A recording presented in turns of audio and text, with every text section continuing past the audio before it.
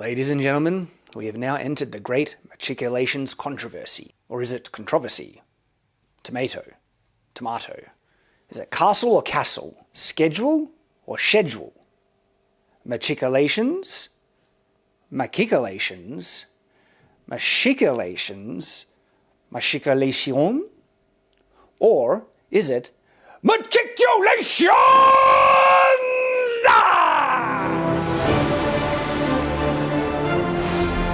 Shadiversity. Greetings, I'm Shad, and I think we all know what it really is. You know, when you look into the heart of the matter, you find a vein, a power that just must be bellowed out.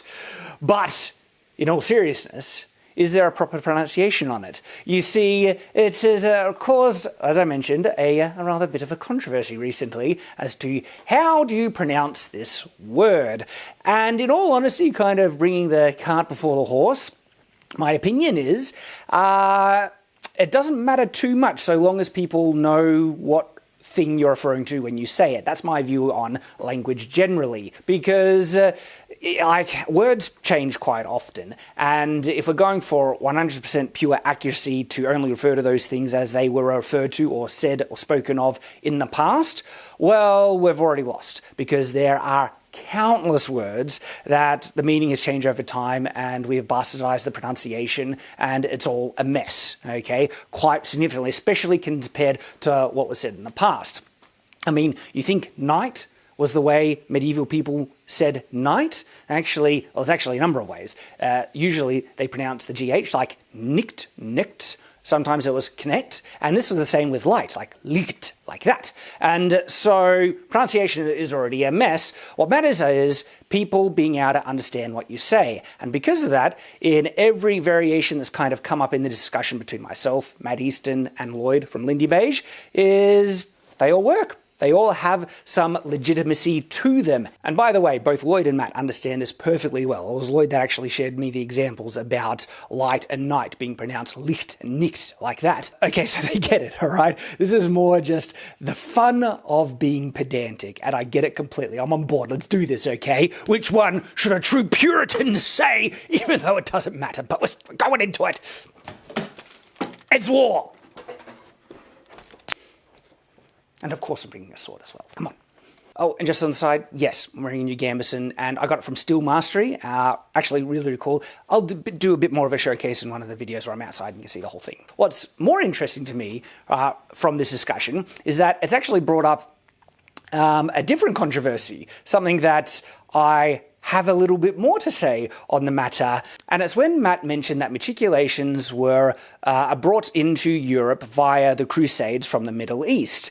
And when I heard that, I was like, because it was a bit different to my understanding. Now, no, shade on Matt, okay, because when having looked into it further, there are a number of sources that state this, okay, and so without anything else to go on, it's a perfectly valid conclusion.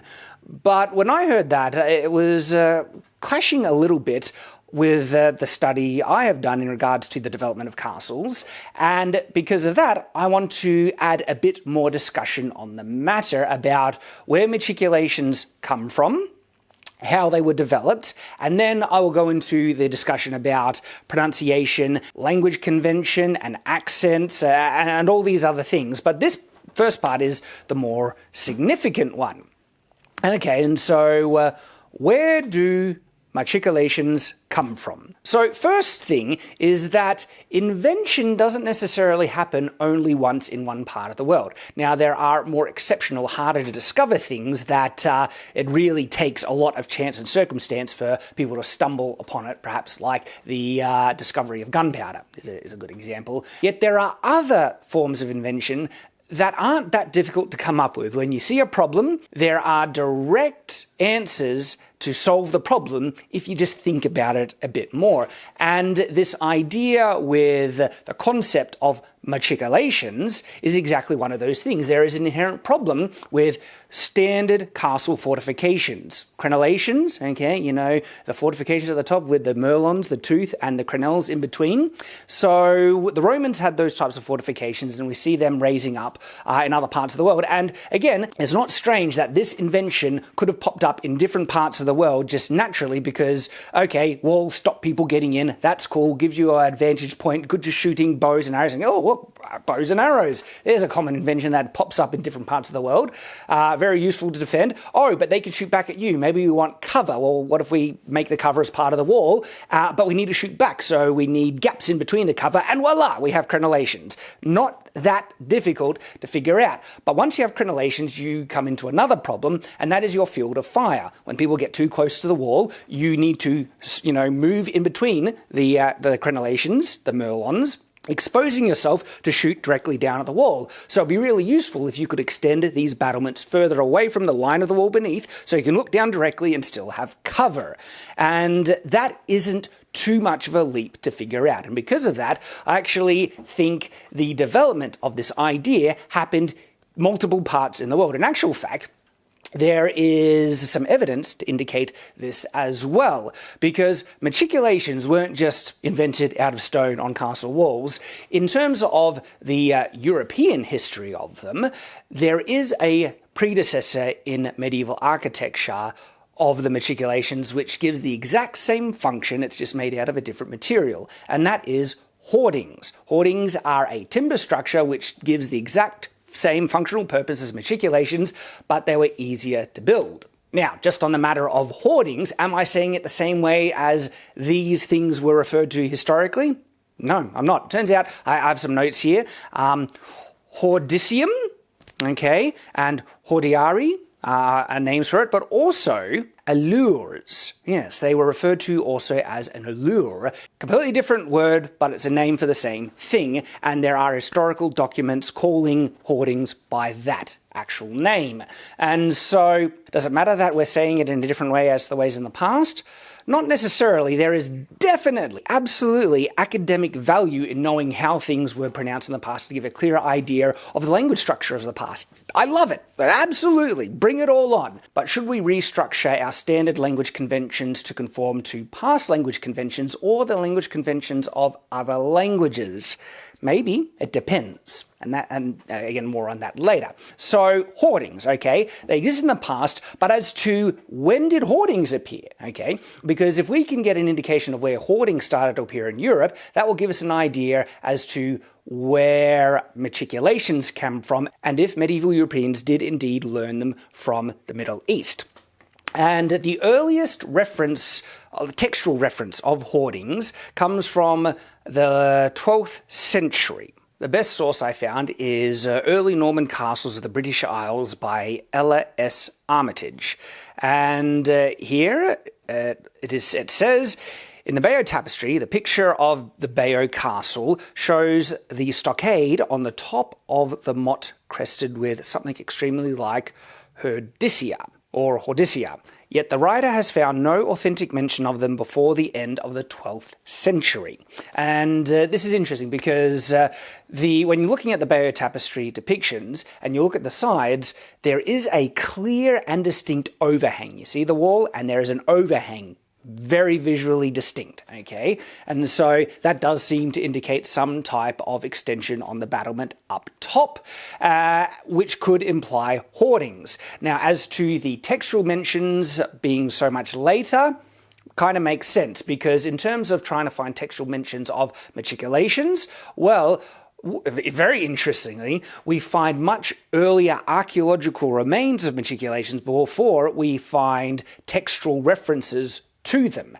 And again, this makes sense in that we would find remains of Machicolations and not hoardings, because Machicolations were made out of stone and hoardings were made out of timber, and timber doesn't really survive too well over several hundreds years. So we don't actually have archaeological remains to show, aha, hoardings, okay? But it makes a lot of sense, like absolutely, that hoardings predated Machicolations, and if Machicolations were around, hoardings definitely were around. So what is the earliest archaeological example of Machicolations in Europe? And so scouring the internet, I actually found this phenomenal source, actually. It took a little bit to find, but once I found it, really, really cool. Links in the description below for these references as well. This comes from a paper entitled Machicolation, Some Postscripts. The Castle Studies Group Journal number 24. Castle Studies Group Journal. That sounds a bit like a very awesome journal. Indeed, it is, as I found right here. And of course, I'll bring it up just so you can read along with me. It has long been known that up in the intrados of the two flanking arches of the three on the west front of Lincoln Cathedral, there are slots that look very like slot machicolations, but there has been surprisingly little comment on them. These slots are accessed from small chambers on the second floor, which reinforces the idea that they could serve as machicolations. It is assumed that there was a similar slot over center portal, which is, of course, higher than the others and has been altered. Access to this could have been from a wall walk or at parapet level.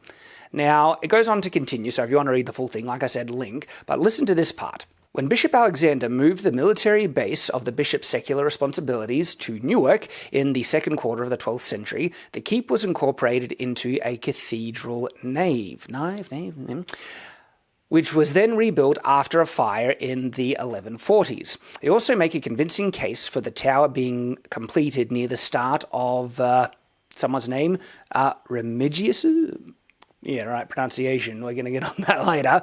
Building program, perhaps by 1074. So this machicolation, and indeed the keep itself, is very early. And that is, yes, that is very early. And so we're looking at the 11th century, 1075, of a stone machicolation incorporated into a fortification that dates before the First Crusade. Here is an artistic rendition of what this structure might have looked like in the 11th century, and when looking at it you might be thinking, okay, where are the machicolations? Well, the answer is they're much bigger than what the later machicolations ended up looking like. See those arches? That's exactly where they are. And if you're thinking that machicolations are supposed to be supported by corbels to extend the battlement further out from the wall beneath, not necessarily. There's actually cases of machicolations where instead of the battlement being extended out, the wall underneath began to recess in behind the battlement above. We can see this on the machicolations of Chateau Goyard,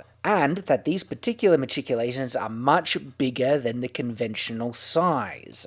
The purpose of a machicolation is to have the battlement overhang the wall beneath. That's either by extending the battlement or having the wall beneath recess underneath it, but that it enables the defenders to shoot down to anyone who is adjacent to the lower wall. And that's exactly what we see being achieved here. The battlement above is extended further out from the line of the wall beneath. It's just that this extended portion isn't supported by large corbels. Instead, the sides of the archways run all the way down to ground level. And so, machicolation in Europe before the Crusades even begun, so they most certainly didn't get them from the Crusades. Much of the argument about whether this is some kind of fortified westwork to a cathedral or a separate bishop's keep lies outside the scope of this piece. Few writers seem to regard the machicolation as remarkable in itself, apart from its importance in suggesting the defensible nature of the building, but I think it is, and it seems clear that the idea of slot machicolations existed in England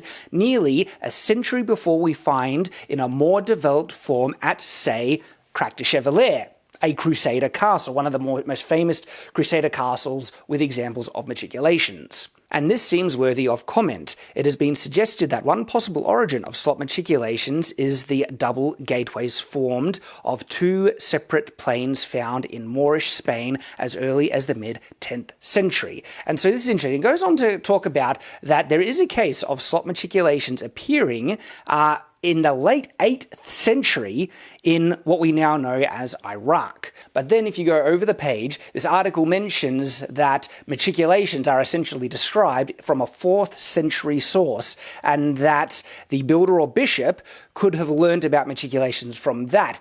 And I find it interesting that this article, at least, seems to think that the developed Machicolations must have only been able to be developed by someone finding a source. And they share an example where some assume it might have been from 8th century Iraq, or it could have been from 4th century. And to me, I mean, yes, it's possible, but the concept of invention isn't something foreign to people. And I actually think these could have developed independently very well. There wasn't a lot of exchange happening between Iraq and medieval Europe in the 11th century, okay? Most of the interchanging of technology and stuff did happen in the Crusades when so much of Europe went down into the Middle East and back, okay? But predating that, far less common. And so, because hoardings predated Machicolations, it's a logical and natural assumption to just realize that they were developed independently just from the natural process of invention in these two different parts of the world. And interestingly enough, from this article, much earlier than we assume. Now remember though, they weren't always incorporated. In fact, their prevalence becomes far more common after the 12th century. But the other thing is that the appearance of castles in the Middle East, okay, now fortifications existed, absolutely, okay, crenellated walls and all that, yes, they exist. In fact, there are examples of large fortifications with double walls and everything. But a castle is rather different because it's a smaller fortification with usually a central fortified tower or keep, originally called donjon. And though their appearance of these types of fortifications specifically happened from the Crusades, from Europe actually introducing the idea of donjons, keeps, smaller fortifications with walls around them.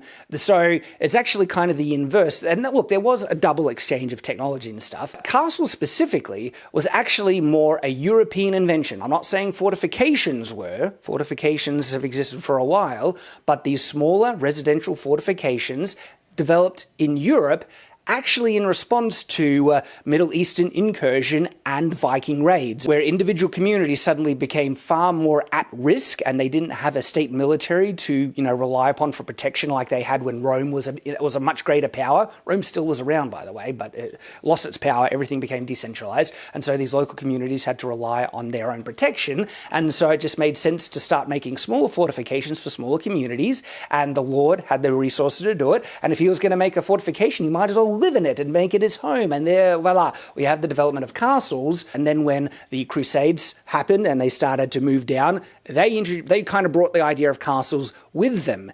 And as to what fortifications and stuff they kind of got from one another, okay, it could be that some castle builders didn't really catch on to the idea of Machicolations, even hoardings that were present in Europe, but then saw some examples in the Middle East, even though I have not seen any example of a archaeological Crusader castle Machicolation from the 12th century.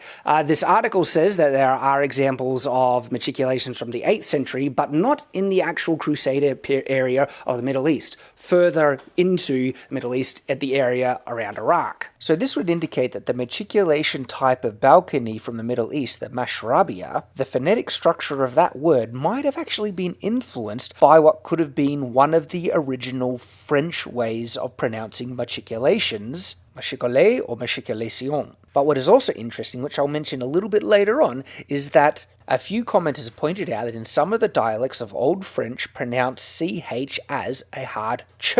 And the earliest archaeological examples of Machicolations dating from the 11th century would actually be contemporary to this earlier form of French pronunciation. And so there we go. Machicolations actually developed much earlier than we suppose, and even I suppose. I was surprised by this article, but I knew hoardings existed much earlier than Machicolations, and that Machicolations obviously are a natural progression from what a, hoarding, hoardicia, was, which also developed from the early types of castles. And in actual fact, it seems like hoardings might have dated to as early as some of the earliest Motte and Bailey castles. Not in every example, but there is indication for it as well. So, how do you say it? Well, I kind of already said as much as I need to, really, on the matter, I think. You can say it however you like, so long as people understand what you say. I really do like Matt's input on the discussion, because if I was to say what is the most historically accurate way of saying it, I'd probably agree with Matt. It does seem like that would be the way, although... Tell you what, our viewers of Matt and mine, you guys are an informed lot, and some of the resources and references you guys have been sharing in the comments have been really interesting. Some people have been sharing, I haven't been able to verify this, so take it with a grain of salt, but saying that the ch, okay, characters were pronounced as a ch, not a sh, in certain dialects of Old French, and it was only in later forms of medieval French that it was pronounced as sh. Nothing was standardized in the medieval period. There wasn't a standardized French language in the medieval period. There were different dialects in different parts of France, same with English and stuff like that. There were many different ways to pronounce that word in the medieval period. He does go on to say that he thinks there's a more accurate way to pronounce it in the English language. But I gotta add on to that the English language, even today, isn't standardized in regards to its pronunciation. Yes, there is a singular English language with supposed conventions on how to spell and pronounce things. Well, actually, no, I need to take the pronounce things back. How to spell things, but not how to pronounce things. And on top of that, there is also different spelling in the English language. US spelling versus UK spelling. The pronunciation changes through accent in many different countries, okay? Schedule. Perfect example. It's spelled the same, pronounced very differently. In actual fact, there is a great direct, example of the conflicting CH pronunciation. Is it sh or is it ch? Now, originally, it probably was sh because of the French connection, but is it right to say it that way now? And this would be probably my ending thought on the matter. It very much depends on what the current convention is. If the traditional and more historically authentic way of pronouncing something has held true, even if it contradicts the actual writing rules and conventions of the language, because if you actually look at the English language, the standard convention is CH makes a ch sound. That's the standard rule, but it has exceptions. What causes the exception? There's no literary standard to determine if there should be an exception or not. It's actually a cultural standard based on how people say it generally. This is how schedule changed to schedule, because people followed the standard writing convention of pronouncing that way and adopted it, even though it was a variation. Does it mean it's less valid? Not necessarily, if people understand how it's being said. Is it how people said historically? Probably not, I would agree. But a good example of this, let's take a look at the word machine, okay? We pronounce the CH as a sh. Take the pronunciation and everyone's knowledge of that word out of, if we could, pretending, hypothetically, if you could take the understanding of that word out of everyone's vocabulary and understanding, and we introduce the word fresh just as the word, how would people naturally pronounce it? They wouldn't pronounce it machine. They would look at it, read it, and according to English writing rules and convention, literary convention, they would pronounce it machine, technically. But this is where English is a mess, like a garbage mess, because it contradicts its rules so often, mostly because of tradition. And we get these words from other languages that don't follow the same literary conventions that the English language is supposed to follow. So I have mentioned, in my opinion, it doesn't matter too much how people pronounce it. They can pronounce it however the way they want. I think Lloyd is right, Matt is right, and the way I've been saying it is fine as well. What's interesting about this discussion is that Machicolations, Machicolation, right, has a actual translated meaning, like mâcher, okay, is a French word that actually means to crush, and col is the old word for neck, hence collarbone, okay, and so machicole or machicoli, right, essentially translates directly into neck crushers. And if you want a really accurate English name for it, don't use French is another language, okay? Yes, we adopt, like other language words in the English, but if you wanted to be solidly English, okay, you wouldn't actually use the French language to describe it. You would use the English words that mean the exact same thing and call them head crushers. It works, right? It's the exact same descriptive convention that we use to identify murder holes. So the precedent of naming something by a description is absolutely valid and already done in our language and done for the defensive components of castle design. Murder holes and neck crushers. It kind of works. But also, if you wanted to be properly English, okay, you wouldn't use the pronunciation methodology of another language, would you? You're like, sure, even though originally English was so much French and everything like that. Or would you use the Greek? Wouldn't you use the English pronunciation methodology, the Machicolations? Of course, you would only do this if there was no pre-existing established convention for how a word is pronounced, like there is for machine. But because machicolation is a word that fell out of common use, it really does seem like any foreign language convention for pronunciation has also fallen out of cultural practice, especially before the advent of the internet, when such a word would only really be used in academic study. Honestly though, the one that I think sounds the best is probably machicolation or machicolation. Perfectly fine. I do like maculation because machicole, it's an odd like sound structure that doesn't flow nicely. There's a reason why the meme I have developed on this channel, because it was weird to say, so I just bellowed it out to make it very distinct and easy to recognize the syllables. Because when I first read the word, I actually had trouble separating the syllables. Maculations, and it took me a while to actually separate the syllables. Like phonetically, it spells machicolation, and hence the meme I started to scream it just for the joke of it. But a more phonetically comfortable way to say it is maculation. Like it just flows better, and that would be the most flowy way to say it. But if you're in Australia, as all good Australians know, if you're going to be a proper, you do the proper Australian accent, you'll realize that you actually have multiple pronunciations for the same word. And so, yes, there is machicolation, but another one, which I have used as well, is machiculations, and also the best, which you heard me say, is machiculations. And that's the true way to say it.